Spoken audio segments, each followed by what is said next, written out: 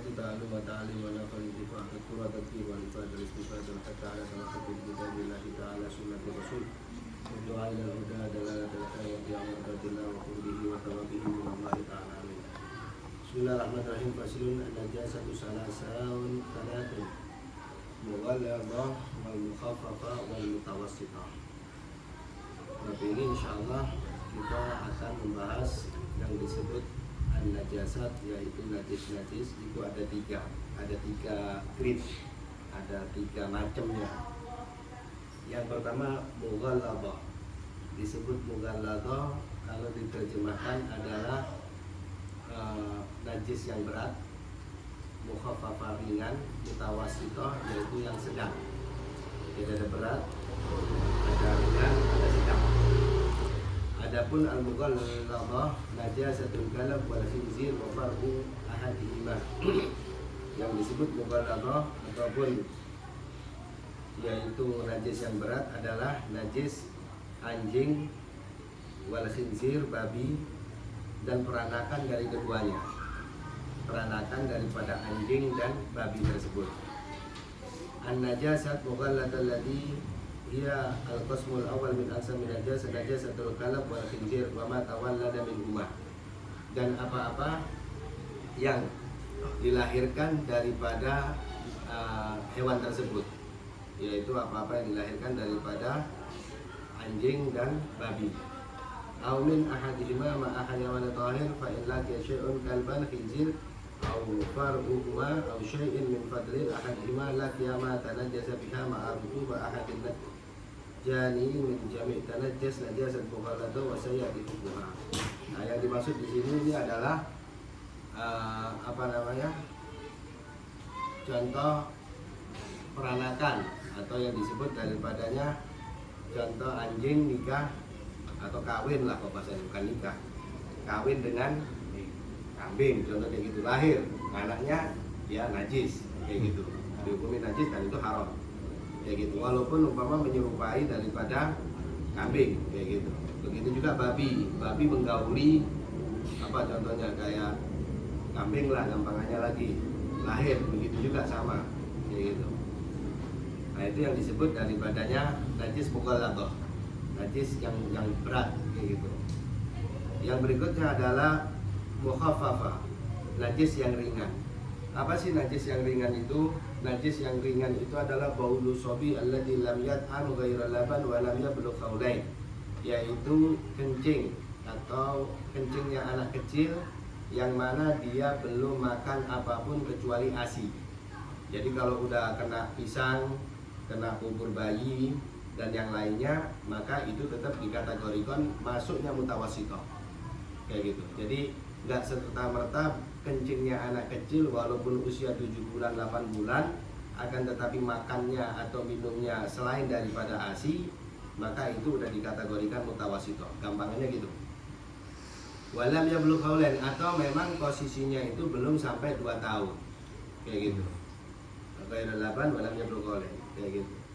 Jadi kalau posisinya udah lebih daripada 2 tahun tapi si bayi itu udah cuma minum ASI aja, usianya 2 tahun setengah, minum ASI mulu kayak gitu, nggak mau yang lain, tetap kategori daripada najisnya nanti yang mutawassithah, yang sedang, bukan yang mukhaffafah kayak gitu.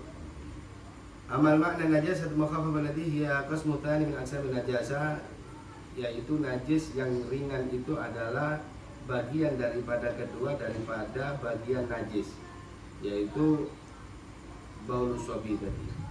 Walam yablugh qawlan tahdidan wa qila takriban wa kharaja bil bauli ghairuhu kal qa'id wa bisabi wa sabiya wa bi adami ta'am ghair laban litabaddi ma idza ud'imahu lidzalika la litawari wa bilam yablugh qawlani ma idza balaghuma,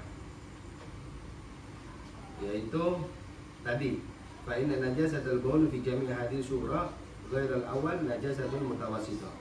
Kalau memang sekiranya tidak ada yang ringan dan tidak ada yang berat, maka semuanya itu najis, kategorinya itu mutawassithah, yang sedang kayak gitu.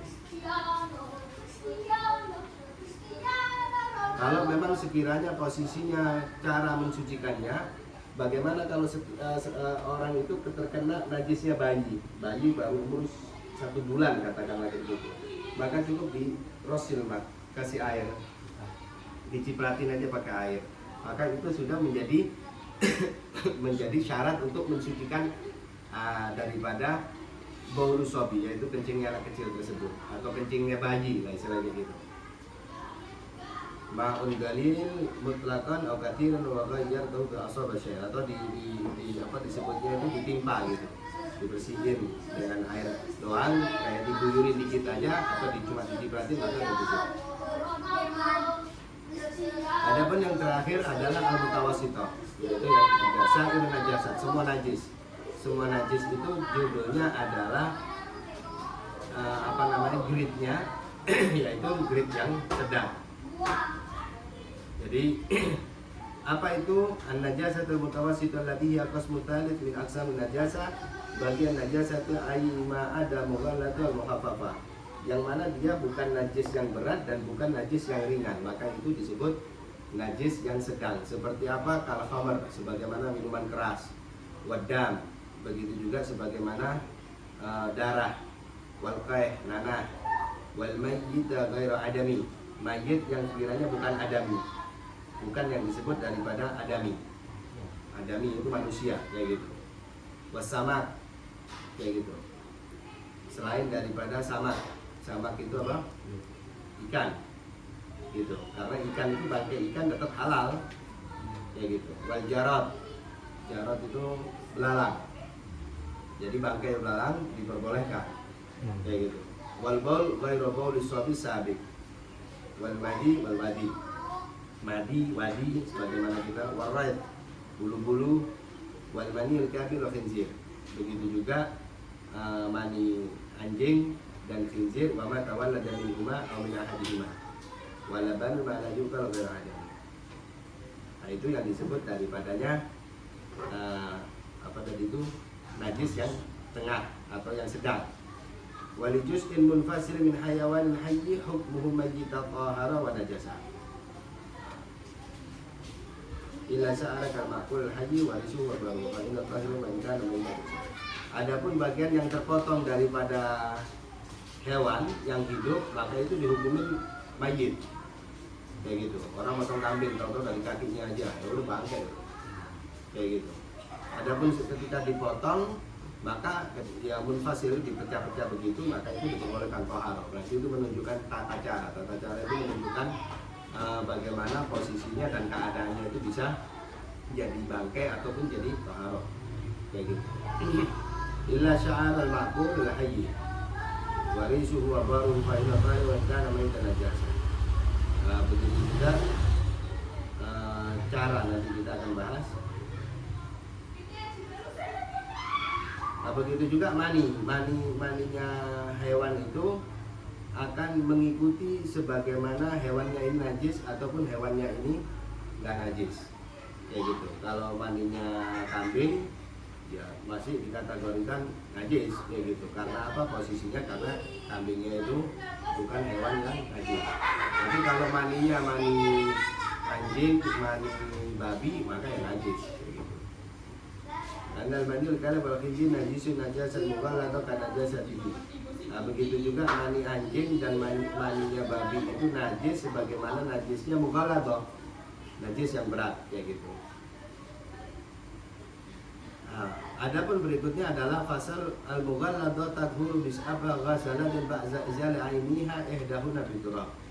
Ya, cara untuk mensucikan daripada mughaladhah, najis yang disebut berat itu, cara mensucikannya itu kenapa? Maka itu disebut najis berat itu karena apa? Cara mensucikannya itu berat.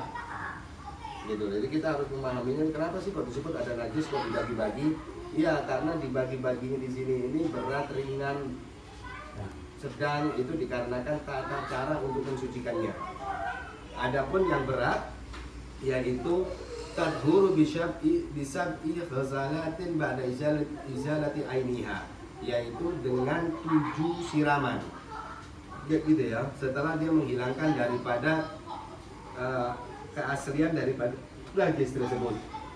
Jadi contoh seseorang dengan kondisi sadar, ya sadar nggak sadar sih sebetulnya begitu. Posisinya megang anjing. Nah, maka dengan megang anjing tersebut terkena air liurnya, maka air liur yang terkena anjing tersebut jilatannya maka harus dihilangkan dulu. Terus kemudian dia harus mandi. 7 kali mandi, kayak gitu. Bukan 7 kali mandi, akan itu 3 kali 7 kali. 7 kali, terus kemudian salah satunya dengan turok, dengan debu, kayak gitu, dengan tanah, kayak gitu. Nah, di sini ulama ngasih tahu tata caranya. Nanti ketika usapan atau 3 kali gayung itu, maka di sini baru pakai tanah tersebut.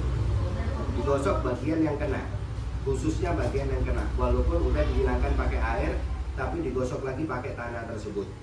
Kayak gitu. Kenapa demikian? Karena itu banyak bakteri. Kayak gitu. Itu banyak bakteri. Jadi saking jaganya Islam akan untuk menghindari daripada al-kalb wal khinzir, yaitu babi dan anjing tadi itu, dikarenakan di situ itu ada sangat banyak bakterinya.